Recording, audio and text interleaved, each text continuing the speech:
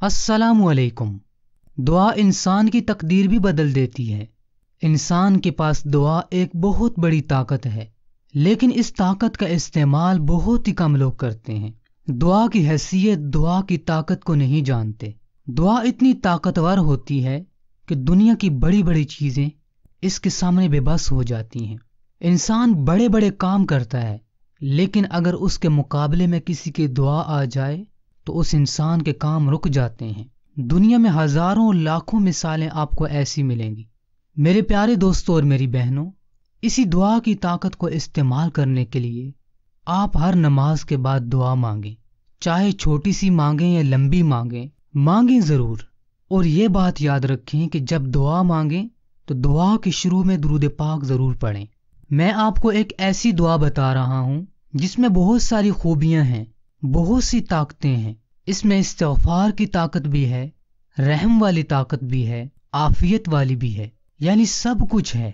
اس دعا کو آپ نے کب پڑھنا ہے؟ جب آپ مغرب کی نماز پڑھیں۔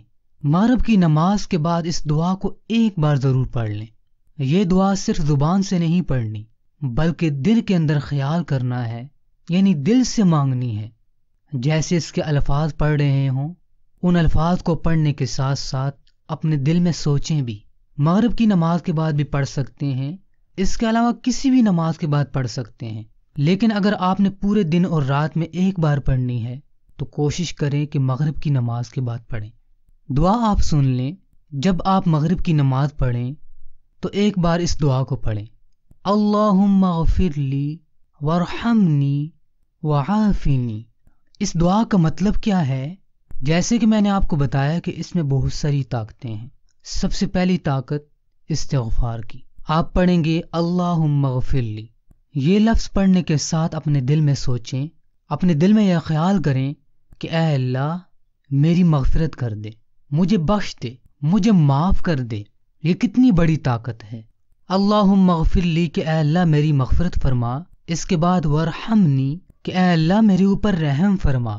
اللہ کا رحم انسان کے لیے بہت ضروری ہے۔ انسان کے لیے کیا، ہر مخلوق کے لیے ضروری ہے۔ اگر اللہ اپنا رحم نہ کرے تو ہم سب تباہ ہو جائیں۔ اس کا رحم ہمیں دنیا میں بھی کام آتا ہے اور اس کا رحم ہمیں آخرت میں بھی کام آئے گا۔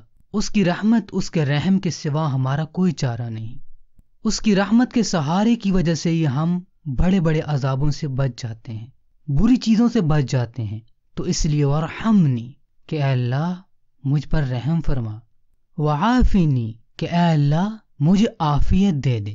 عافیت یعنی کامیابی، نجات، اچھا انجام، اچھی آخرت ہو جائے، دنیا میں انسان بری چیزوں سے محفوظ رہے، بری نظر سے محفوظ رہے، یہی اللہ تعالیٰ کی طرف سے عافیت ہے۔